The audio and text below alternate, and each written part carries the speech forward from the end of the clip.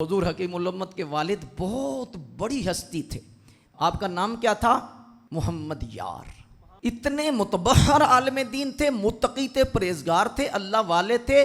3 مرتبہ عالم بیداری میں حضور کا جلوہ نظر آیا، حضور کی زیارت. مفتی صاحب کے والد گرامی کو اللہ نے اتنا نوازا تھا. منت مانگی، اللہ تو مجھے بیٹا دے. 5 بیٹیوں کے بعد اللہ نے بیٹا دیا تو نام رکھا احمد یار. باپ محمد یار، بیٹا. پھر یاری کا حق ادا کر دیا، پھر نبھا کے دکھا دیا، پھر غلامی کر کے دیکھ، پھر دوستی کے جو سارے تقاضے تھے وہ سارے کے سارے پورے کر کے دیکھے. اللہ اکبر. آپ فرماتے ہیں کہ میں نے ابتدائی تعلیم جو ہے وہ اپنے والد گرامی، چونکہ متبحر عالم دین تھے، فارسی کے عالم تھے، ہاں جی، تو آپ سے حاصل کی. پھر مختلف مدارس میں بھی، پھر حضور صدر الافاضل ایک مرتبہ سیدی اعلیٰ حضرت کی بارگاہ میں بھی حاضر ہوئے، اور سیدی اعلیٰ حضرت نے اپنی نگاہ سے دیکھ کے فرمایا تو بڑے ہی سونا ہے.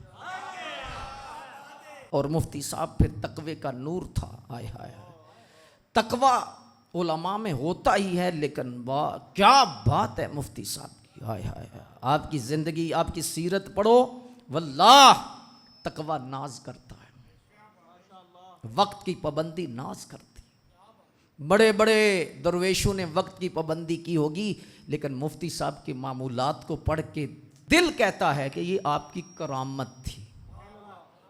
2 گھڑیاں آپ نے رکھی ہوئی تھیں، اور جتنا ٹائم جو مقرر تھا اتنا ہی ٹائم. 30 سال سائیں کاماں والی سرکار حاضری تھی. 30 سال کا عرصہ کاماں والی سرکار حاضری دی.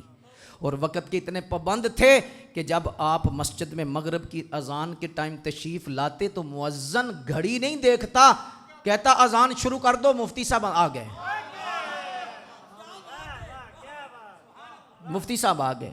اچھا، ایک بڑا لطیفہ بھی ہے، اور وہ یہ ہے کہ ایک مرتبہ یہ ہوا کہ ظاہر ہے کہ زمیندارہ ماحول تھا، تو مفتی صاحب گزرے نا، جب یہ جلال پور جٹن روڈ گزر کے، تو وہاں قریب ڈیرا تھا.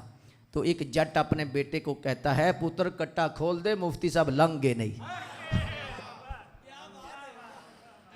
ٹائم ہو گیا نا کہ دودھ دونے کا. ہاں جی، فرمایا پتر کٹا کھول، مفتی صاحب لنگے نہیں. اتنا وقت کی پابندی تھی. یہ بھی آپ پر خاص کرم تھا، خاص مہربانی تھی، خاص شفقت تھی.